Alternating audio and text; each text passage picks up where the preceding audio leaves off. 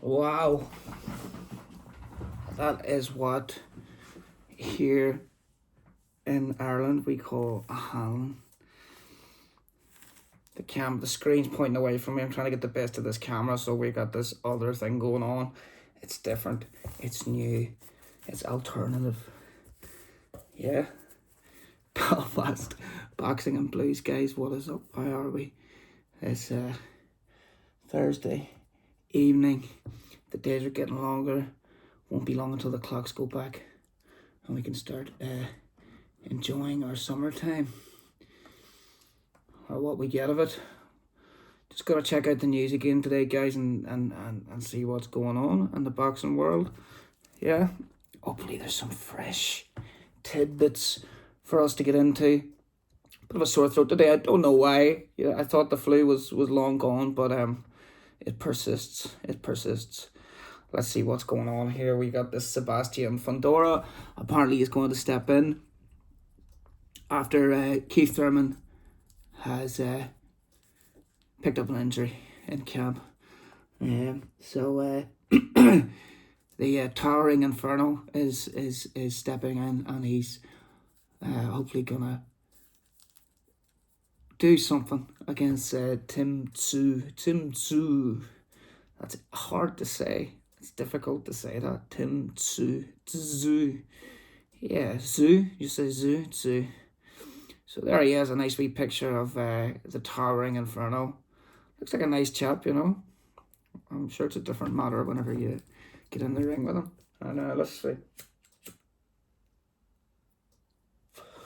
Sebastian Fundora took a call on Sunday to see if he would be open to replacing Keith Thurman in the main event in Las Vegas against Tim Tszyu on March 30. The rangy super welterweight contender had little hesitation in upgrading his slot in the bill from facing Serhii Bukacek on the card to headlining in a fight for Tszyu's WBO title and now the vacant WBC belt. The 26-year-old towering Inferno is a 6'5" southpaw. So it's an article yesterday said 6'6". It's hard to know, isn't it? Sometimes you look at it, it's one thing on BoxRec and it's another on Google. You know, it could be a different thing on the night. That guy that Nick Ball fought, whose name escapes me, he was massive. That guy was low for a featherweight. I think the guy had fought at Super Bantam. Massive guy. Of course, Nick Ball is small. So, yeah. What's this guy up to, right? Biceps injury, apparently, Thurman picked up in training camp. My promoter called us up and said, this guy has an injury. If you guys are willing to save the fight card, you have the chance. And of course, my first reaction was yes, Fundora told Pro Box TV. Because this guy's a world champion, and I was fighting for the vacant WBC, but if I can fight for the WBO as well, and it's a big fight, I consider him, Tszyu, maybe right now the best at 154. So if I can take that spot, I'll definitely do it. Tim Tszyu, yeah, apparently the best at 154. I confess I haven't watched him fight ever. You know, of course his dad was a great fighter, you know, well renowned. I haven't really ever watched him fight either, but so I hear he was very good in his day. You know, Ricky Hatton had that big win over him and stuff like that. So but I think that was a great win for Hatton, of course, you know. So obviously the guy must have had something of a good record. He was a respected fighter, you know, no more than that, from what I can gather. So Tim Tszyu is now considered by many to be the top dog at 154. And where did Jermell Charlo go? Well, he went up to fight Canelo at 168. And PBC released that fight yesterday on YouTube, the full fight, so that everybody could get a look at it. And Jesus, it was hard going. Like, it wasn't a great fight to watch. Jermell Charlo didn't do a lot. In the comments, there were all sorts of accusations as to what was going on there. He didn't turn up. He didn't fight at all. You know, people were saying he just turned up for the check. He didn't really try to win the fight at any time. You know, who's to say what the reality of that situation is? But I thought Canelo looked well. You could see in the later rounds that Canelo was tiring quite a bit. You know, he was still fit to go the 12 rounds. Don't get me wrong, and I'm sure his job was made a little bit easier by the fact that Charlo wasn't doing all that much, and but you could see the lethargy. You could see that he was struggling a wee bit, you know, just by looking at his face and all that type of stuff. He's starting to look a bit sluggish. And the knockdown was quite a strange one, wasn't it? It was, you know, because Charlo got hit. He didn't really stay hit. He sort of ducked out of the road. And then he sort of went down and he got back up again. He was like, no, that was nothing. And then he was like, oh, wait, I have to go down. I'm going down again. Maybe he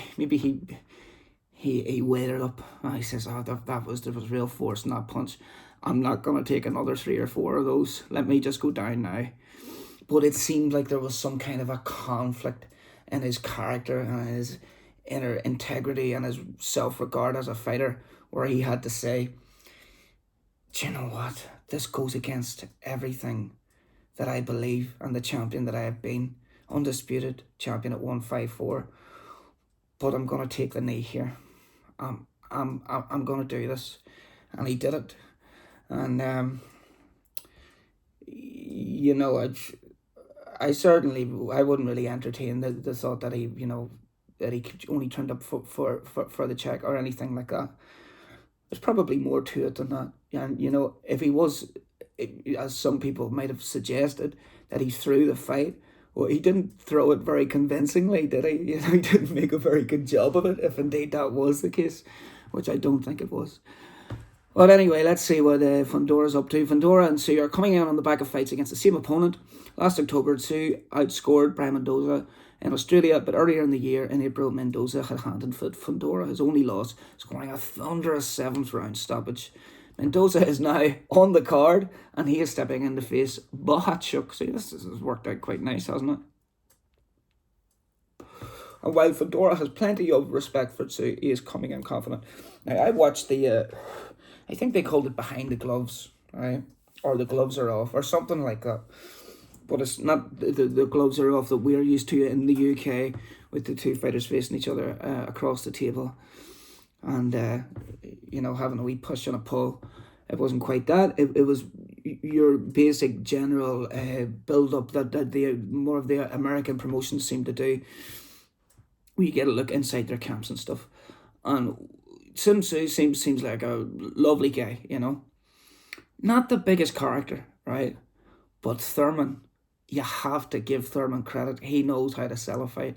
He can talk the talk, man. He can talk the talk, and he can walk the walk as well. But he really, you know, when he first came out, I think it was his first sort of big one of note. I don't think it was his first world title, but on his way to that.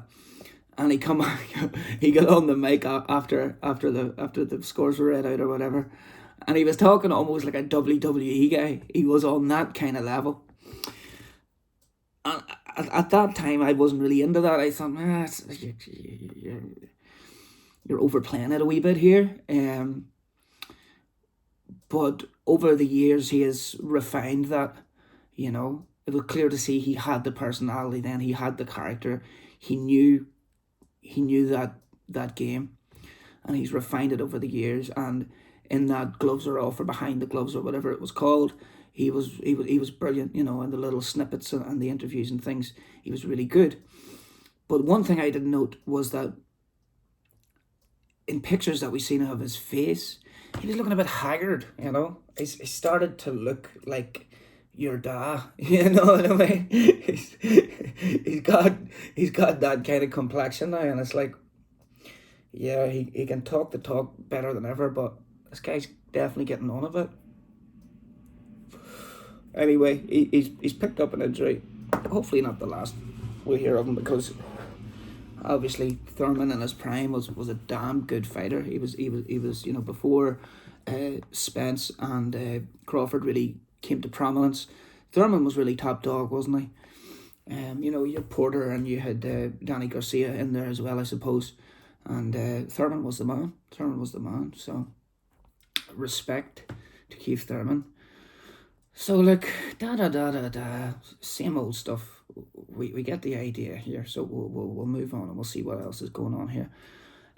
Timothy Bradley thinks Sebastian Fundora could be a bigger threat than Thurman Fursu. Let's just have a quick skim of this.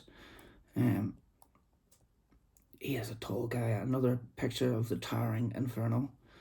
And tower indeed he does. Timothy Bradley is one of many who feels like is a short notice upgrade to this fight. This week, Thurman withdrew from a scheduled headliner against Sue, and Fundora stepped up from his slot on the undercard to deputise. While Fundora said strategically not much changes in his final stages of preparations, Sue now faces a tall southpaw pressure fighter who is not in a similar mould to Thurman in any way, and this is coming up not this Saturday but next, so yeah, God, it could indeed be tricky. That is going to be difficult, Bradley said of Sue's position. He is facing a southpaw. He's been training for an orthodox fighter in Keith Thurman, and now he has to switch his camp, and looking for sparring partners that size is going to be very difficult for him. And it just says in brackets there, Fundora is almost 6'6", so he must be up in the high 6'5", yeah. This is a bigger challenge, a bigger threat in my opinion, compared to Keith Thurman, who I thought was going in this fight. I didn't have him winning this fight at all. I thought he was going to get stopped eventually by a body shot or something, being out of the ring for so long. Bradley speculated that Thurman's biceps injury was a possible result of either age or inactivity, but he is relishing the switch. I am now buying this pay-per-view, Bradley told ProBox TV. What, you weren't going to buy it before? You're a millionaire, Hall of Famer, ex-world champion. Jesus Christ, man, and you weren't going to buy it? You're in the industry, Timothy. This is going to be a fantastic fight. You've got two guys, big hearts, decent skill, like the realism there. Both guys have got punching power coming forwards. That's what I'm talking about. I'm talking about an explosion, and we get to see how well they deal with adversity and to change. That's going to be on display when they face each other. I'm excited about the news. Keith Thurman, get well, my man. Sorry you couldn't fight, but I think this is a better fight.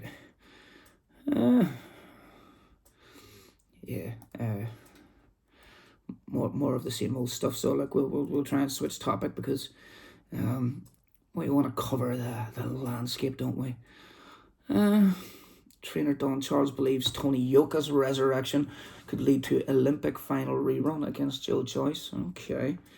D-bags, cheaters, egomaniacs, and more. The 5 types of boxers we love to hate. Alright guys, we have struck pay dirt. Here we have a special article. It had better be special with a title like that. We know we're going to be served up something fancy. It's Eric Raskin. We've had him on here before. And you know what? You might kind of say, right?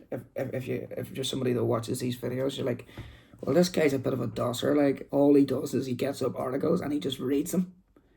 That's all he does. He doesn't even have his own opinions. He just reads these articles. In fact, there might be a infringement of copyright there. And you're probably right. But I like to think every now and then I give a little take. So I'm going to just forgive myself on that one.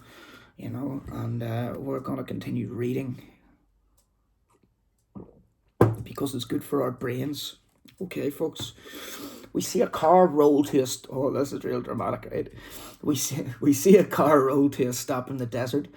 Rolly Romero pops the trunk in a camera shot presumably intended to call to mind any number of Quentin Tarantino films populated with bad guys, or perhaps the final season of Breaking Bad, and pulls out a piñata with a picture of Isaac Pitbull Cruz attached to it. Romero starts whacking the piñata with a stick, then turns to stabbing it with that stick and eventually stomping on it. I'm not really a villain, we hear Rolly say. I'm more of an anti-hero. A villain is doing evil things. An anti-hero is doing things for what's best, right? Yeah, I'm not a villain. They just don't understand me. Villain, anti-hero, call it what you want. It's mostly semantics. In pro wrestling, they'd call Rolly the heel, contrasted sharply with the humble, blue-collar Pitbull, a pure babyface. Yeah, so this guy's talking about semantics here. Yeah, we know what that means, don't we? It's basically like you could be arguing with somebody and you are both making the same point, essentially. You are both talking about the same thing, but this guy is using all these different terms, probably trying to make himself sound a bit more, educated or intelligent than maybe what he might be. We all do that. And you're arguing the same point, and this argument's going on for hours. And then somebody finally comes out with that keyword. I think it's all semantics here, guys. I think it's all semantics. We're talking the same stuff. You know what I mean? It's just semantics. So there you are. Raleigh the heel contrasted with the humble blue-collar pitbull. The narrator of the show featuring this clip of Romero, KO1, Pinata, gloves off. Not even the gloves are off, just gloves off. The Amazon Prime successor to HBO, that we were talking about this one, HBO's 24/7 and Showtime's All Access, describes Raleigh as flamboyant and boisterous. Okay, it all adds up to him playing the role of that boxer whom people would pay good money to see lose. Now, let's have a quick thought about this, guys. We've had that in the past. Now, as beloved as Muhammad Ali is, as Cassius Clay, he was that guy. He was that guy, mouthy, boisterous, egomaniac, really, but very good with his mouth, you know what I mean?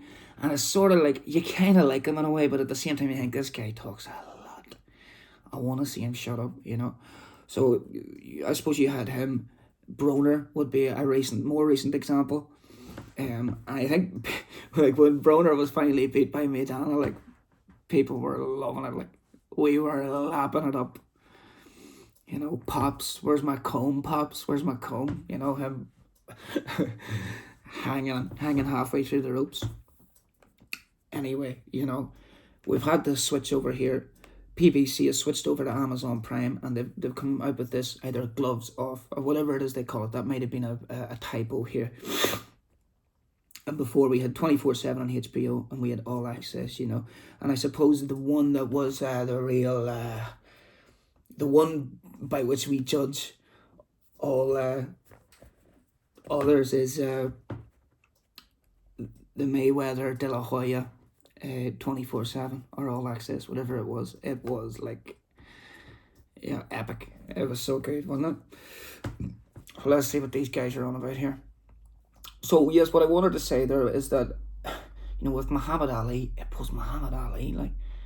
I don't need to belabor the point, but that guy could fight. Broner was the problem. He could fight. He was seen as the next coming of Mayweather, and he had the skills. He was Raleigh Romero. Skill-wise, do we have him anywhere near that category? He's had a couple of favourable decisions. He's not a bad fighter. But personality-wise, I suppose he fits the role quite well. So it is what it is. That's his part on the March 30th PBC on Prime debut. A card that lacks a traditional blockbuster pay-per-view main event and is hoping to move fingers towards the purchase button through the depth of the show, spotlighting a multitude of fighters and matchups that may hold appeal. Among Tim Tszyu, Erzlandi Lara, Michael Sarafa, Sebastian Fundora, Serhii Bohachuk, and Cruz, Romero stands out as the guy fight fans can love to hate. There's a time-honoured boxing tradition. That's a time-honoured boxing tradition. Romero sure as heck didn't invent it, even if he's one of the art form's top current practitioners. And from where I sit, there are 5 different types of boxing heels. This isn't the 5 people you meet in heaven, more like the 5 boxers you meet in hell. Okay, archetype 1. The mildly douchey trash talker. This is where Romero fits in. It's the least villainous category. Although Romero has flirted with more serious categories as he once faced accusations of sexual assault, but ultimately no charges. Bing. Having no idea what the truth is there, we can only judge him on what we've witnessed, which is that he has an irritating way about him once his gums start flapping. He may or may not actually be a bad person, or his D-bag qualities may come and go. Tyson Fury is another great example of this. 1 minute he's a wonderful advocate for mental health causes and a shining example of perseverance. The next 20 minutes he's an unbearable blowhard. As with Romero, there's often a sense with Fury that this guy's just trying way too hard. They're a-holes. This is Raskin, guys. Jesus Christ, come on, man. They can also be a bit charming at times and make you chuckle. Though he eventually got into more serious trouble outside the ring, think of a guy like a prime Ricardo Mayorga eating chicken wings on the scale and lighting up cigarettes in the ring. Major douche vibes, and you want to see him get smacked around. You see, I don't really, we're getting into semantics here, but I don't really think of somebody as a douchebag as somebody who's really, like, to use another American term, somebody who's lame. I mean, he's a bit of a loser. Ricardo Mayorga in my books was not a loser. I thought that was cool. I thought that was so cool. Like, it's ridiculous, you know, but it's funny. It's funny, you know. He was a man, you know, his masculinity. You can't call a guy like that a douchebag. He's smoking cigarettes and he got results. Anyway, let's see. Archetype 2, egomaniacs who back it up. Nobody ever played the they'll pay to see me lose card better than Floyd Mayweather. People had all sorts of different reasons for paying to watch him. Some worshipped him. Some hardcore boxing fans just admired the hell out of his craft and would never miss a chance to see him perform, but he wouldn't hold each of the top 4 spots in all-time pay-per-view sales without all those folks who couldn't stand him, forking over cash in hopes of seeing him humbled. How much of the Money Mayweather character was the real Floyd and how much of it was exaggerated for promotional purposes only he knows. Or maybe he blurred the line so hard that even he lost track. It's hard to believe someone could actually be that big of a prick, but anything's possible. That's an interesting one about Mayweather. What was he really like? I remember in watching the Mayweather-Gatti fight, there was a clip of an interview, and Mayweather had these little studious spectacles on, you know, and he was talking, and there was a little bit of braggadocious stuff going on, but really he come across as quite an intelligent, almost sensitive guy, and the way that he was talking about things. Well, I seen that, I was really confused. I was like, well, what? You know, but because you see him in interviews and stuff now. He has his 4 or 5 stock lines, doesn't he? That he's just smart investments, things like this. It's God knows. It's a thin line between the douchey trash talker and the egomaniac. And a fighter like Fury bleeds over a bit. You could also make a case for the likes of Carl Froch or Nassim Hamed landing in this category, though Nas only backed it up for so long until he couldn't anymore, which brings us to, well, look, he backed it up for so long, then he lost against an all-time great in a fight that was a bad style matchup for him when he was going through a switch of trainers as well. And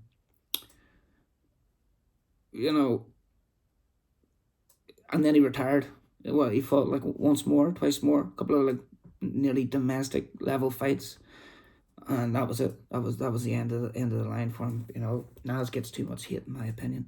And Froch, I think Froch is the ultimate because he can be quite annoying, but he has a good self-awareness about himself too, most of the time, where he can pick up on things and he can play himself up, and he doesn't mind doing that. He does it quite well. Of course, lines like 80,000 at Wembley have become tired by now because no matter who interviews him or who he has on a show, they want him to trail it out again and again and again. And I think Carl Froch, you can see by his YouTube channel, he's a bit more smarter than that, He'll trail out the old catchphrases for the people that like that sort of thing. But this is a guy who really likes Ricky Gervais in The Office and stuff, which is a bit more spontaneous. It's a bit more, we do a different joke every time, we don't do the same stupid thing every time, but anyway, Archetype 3, egomaniacs who can't back it up. Hamed didn't stick around post-Prime for long. He had a few struggles, then lost to Marco Antonio Barrera, then looked diminished in his comeback win, and then wisely cashed out. I thought it already cashed in well before then, but for one night anyway, haters got to see the man with the ultimate over-the-top self-adoring persona, the Prince, get his comeuppance. A decade or so later, and I mean, you can't really argue that. Like, he looked horrible in that fight against Barrera.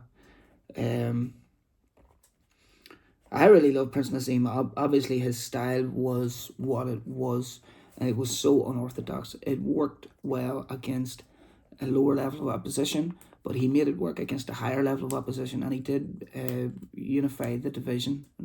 Um, so, you know, you have to give him credit there. You can't just say, oh, well, he got exposed in one fight. Oh, yeah, well, let's just wipe the rest of his career away. No, man, Nas was class. Nas was brilliant. And I think on his night, he could have beat Barrera. It was more than just getting exposed. I think there was more going on behind the scenes there with him. But certainly, that textbook boxing, and I think it was more to do with Barrera being the character that he was, would not be intimidated. He that Prince's persona, part of what enabled him to fight like he could was that egocentric boisterousness and that inner self-belief. But standing across the ring from him was Marco Antonio Barrera, and he don't play that, you know what I mean? So I think that was a big part of it as well. A decade or so later, a better example came along. It was a personality decidedly more loathsome, paired with athletic talents that quickly found their ceiling, but with a refusal to exit the stage once the losing began. I'm talking, of course, about Adrian Broner. Broner's first loss, a humiliation at the hands of Marcus Maidana, may well be the most satisfying for the fans' defeat in modern boxing history.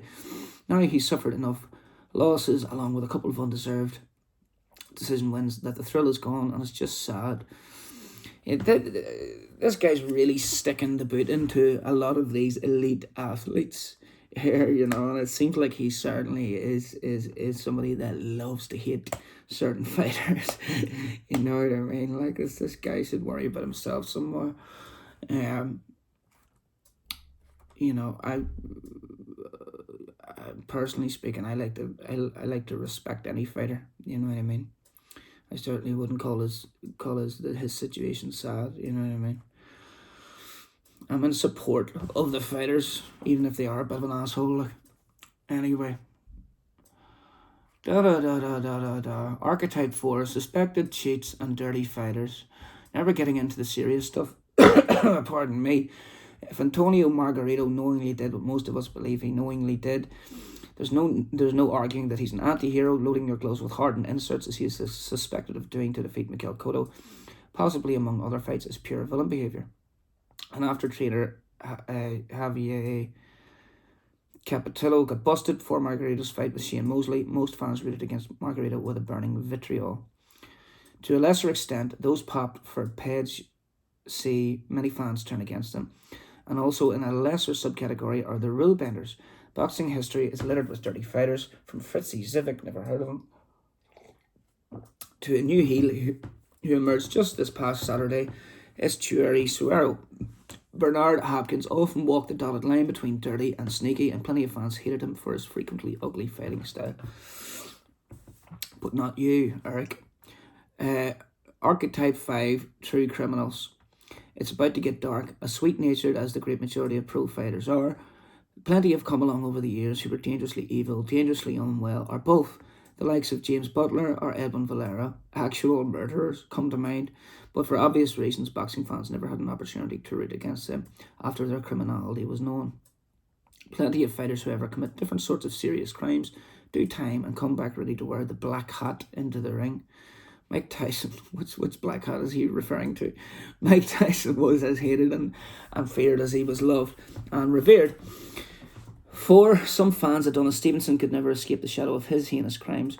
Gervonta Davis went to prison and missed a small portion of his prime just last year, and may or may not ever grow up and clean up his act. Yeah, this guy's quite hard line, isn't he? You know what I mean? I'd like to see him come from the sort of background most of these boxers have come from, would his outlook be just a little bit different. When Davis fought Romero 2 years ago, fight fans were assured of seeing one of these fighters they love to hate take an L. It was Raleigh who did via vicious 6th-round KO. If the losses pile up, eventually fans will find that the charm of watching Romero go down in flames is worn off. But the way Romero's framing himself and the way PBC's documentary producers are framing him, it's clear they believe he still has some heel runway to work with. Yeah, I mean, fair enough. Obviously, I mentioned this in a video yesterday. You know, he came out in an interview and he said, you know, my job in boxing is to bring eyes to this division, to the lightweight division, you know. And I mean, obviously, with the decision that he got in his last fight, it certainly seems that he is being enabled in some sense, you know, because of the value that he brings in terms of marketability and stuff like that. Especially if you look at the Gervonta Davis fight, Gervonta Davis, prior to that, wasn't really renowned as a big talker, a big smack talker. He could do a little bit, but I think it's like the cult leader Time Booth mentioned once in one of his videos, you know, I think it was his first sort of all-access thing, and Floyd Mayweather was all up in the episode, and he was talking, and he was like, saying, you know, I'm kind of glad that Floyd Mayweather was there because Gervonta Davis didn't really have a lot to say, like. But suddenly when he has somebody like Romero to play off, like in those infamous press conferences, suddenly that gives Gervonta Davis a lot of material to work with, and it gives him practice then at talking the big talk, talking the smack talk, getting a bit straight, you know, because Romero's just a sitting duck. There's so many things you can pick up about him, you know, and he comes across a little bit stupid. I don't think he is stupid one bit. Well, we'll see what happens with him. Obviously, there's the people in charge see a lot of value in what he brings to the table. We'll see what happens with Roddy Romero. So look, guys, we'll just do a quick skim, and then we'll maybe finish in one more, or we might do a quick Twitter, a dive into the toxic swamp that is Twitter, that is X. Ismail Davis on a mission, right? Terms agreed for Chris Billum-Smith, Richard Reactport 2. Okay, Fernando Vargas using his own story to guide the careers of his fighting sons.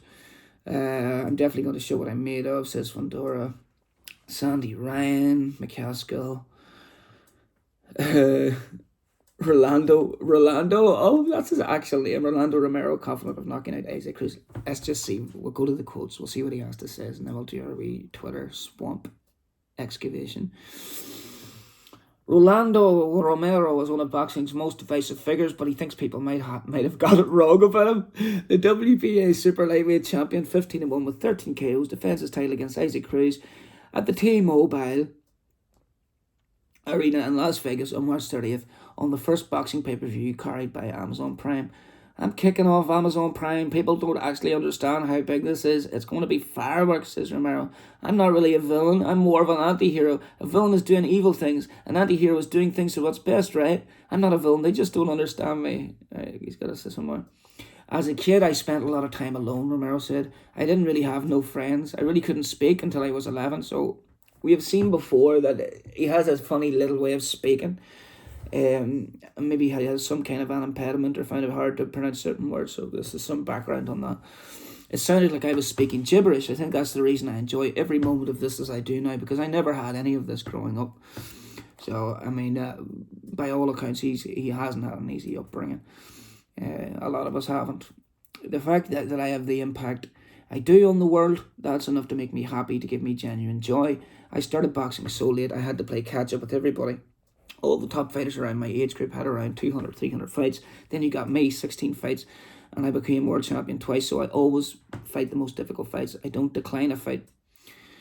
Cruz is 25-2-1, 17 KOs, challenger, best known for his Pitbull tag and for giving Gervonta Tank Davis a rough ride in 2021.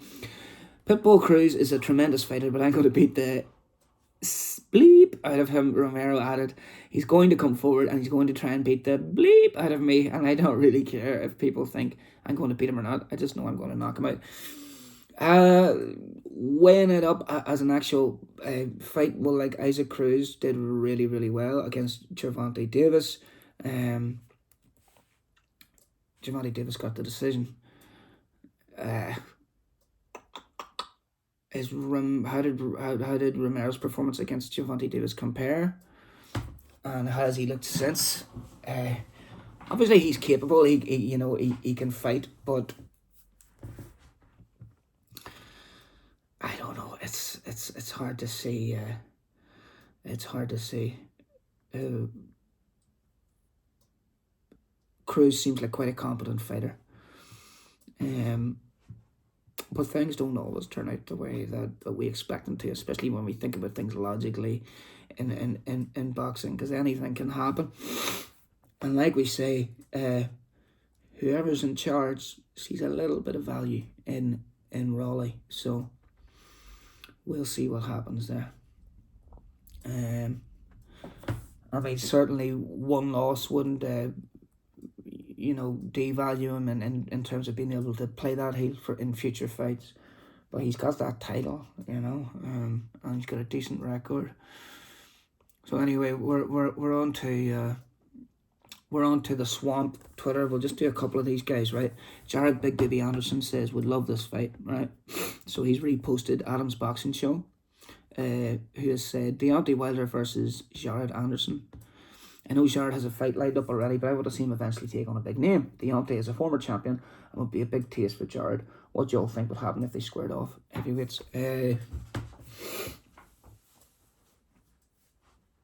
Yeah, I think Jared Anderson probably needs another 2 or 3 growing fights, against the sort of opposition of the last guy that he fought, sort of guys who were top 10, top 15 heavyweights that have just fallen down the ranks a little bit and got older or inactive a little bit.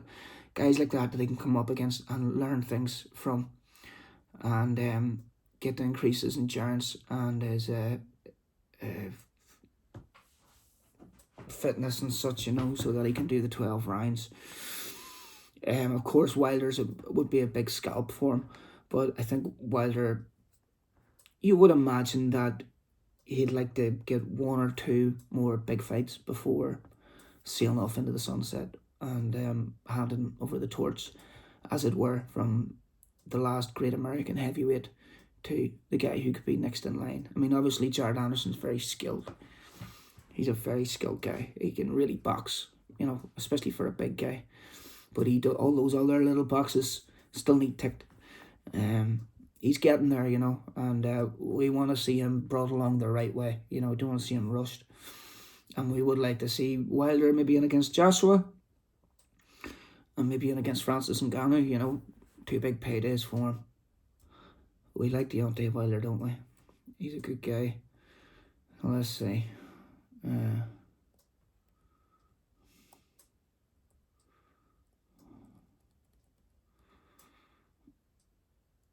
Oh.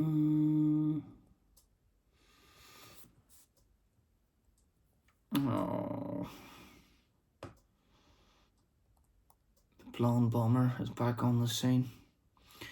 Elon Musk, you know what? You go up and down Twitter and it's just Elon Musk, all of his posts. It's like he bought it over so that he would get more people looking at it. He would get more followers or something. Yeah.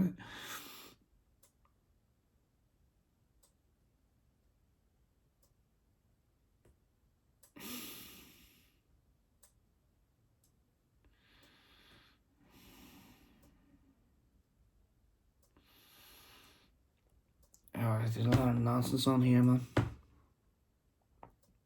Flashback to the quote, Clarissa Shields annihilating heavier male sparring partners. Yeah.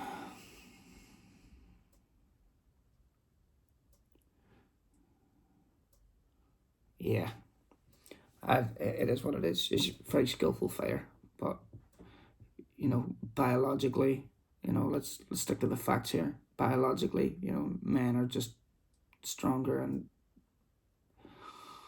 faster and fitter than women on average. And if one of those guys loses it for a second there and says, "Do you know what?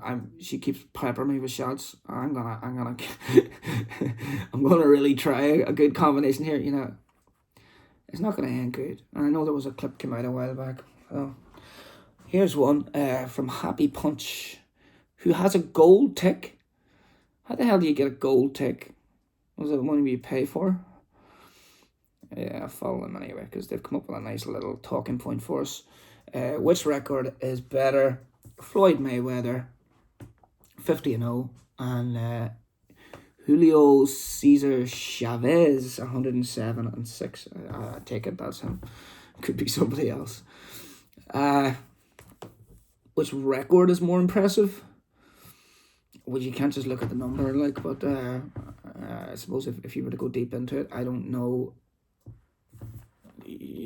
Up until I think he was 80-0 at one point or something, Chavez.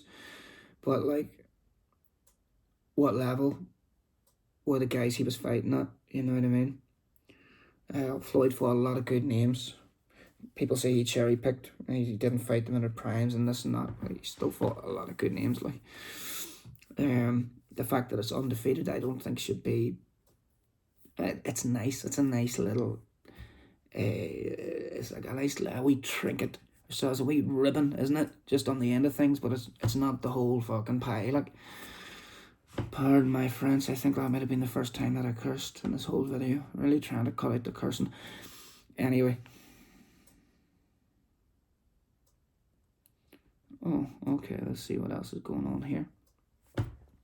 Trainer of the year at the British Boxing Board of Control Awards. Shane McGuigan. Nice one. World title for Chris Smith. World title for Ellie Scottney. IBO title for Dubois. Caroline Dubois, is that? Yeah, I think so. And European title for, who's that guy? Adam Catterall, am I thinking of? Not Adam Catterall. Adam Azim. Yeah, let's see. Caroline Dubois, Ellie Scottney. Just get a few. Do you know? Really like Shane McGuigan as a trainer. I think he's really good. Come into the game quite young, and obviously just knows what he's doing. Like if compared to Ben Davison, who got a lot of stick, who also come in young. And some people were maybe rubbed up the wrong way with the confidence that he had or something like that. I don't think anybody really had that with Shane McGuigan. Maybe just in the way that he sort of gets on is a bit more easy to accept him or something like that.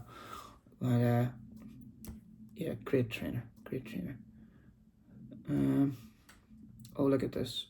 On this day, 2005, Morales defeated Pacquiao in the first fight of their legendary trilogy. What a fight, man. What a fight. Brilliant. Pacquiao's hurt. He's backing off a bit. Oh, he's back in. The two of them's knackered, like. Brilliant. It's a messy fight. The two of them's just wrecked, like. They just keep going. What is this guy saying?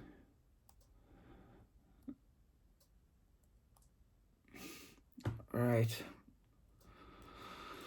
Okay.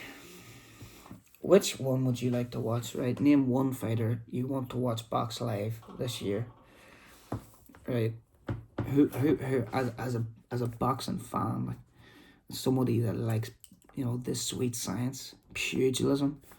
Who is it that you want to watch? Is it Canelo? Do you really want to see this version of Canelo live? What about Ben Whittaker? He looks quite interesting. Benavidez would be nice. Mike Tyson versus Jake Paul. Yeah, Mike Tyson. For nostalgia value alone. I don't know who else. Can't really think right now. I'd love to see Terence Crawford fight. Love to see Terence Crawford fight in a good fight live. Because I think he's not, not so much that I think, he probably just is an all-time great. But I really like Crawford, I followed him right from the Ricky Burns fight, and I've just stuck with him ever since then. Was never a big Spence guy. Like I said, I'm impartial, but no, I'm a Crawford guy. So, like, that's it. Eddie will end on Eddie Hearn, the main man. What better way to end than the guy with all the power, with all the money, with the charisma to see that these things happen. Eddie Hearn, right? Britain versus Mexico, and the big step up on Saturday. 5 days to go till Dalton Smith versus Joan Zepeda in Sheffield, live on DAZN Boxing. Yeah, there's a lot of these Zepetas, aren't there? Is it Jose Zepeta that beat Maxi Hughes the other night? There's a few of these Zepetas knocking about. Yeah, hopefully Dalton Smith does the business. I think Zepeta's sort of on the tail end of his career. He's fought a lot of good fighters, obviously some good experience and stuff, and things that he'd be able to pick up. You know, if he comes through, it'll be a good test for him, and he might learn a thing or two, and we'll see Dalton Smith progress. Guys, look, that is it. It is dinner time. This is Belfast Boxing and Blues. Take it easy.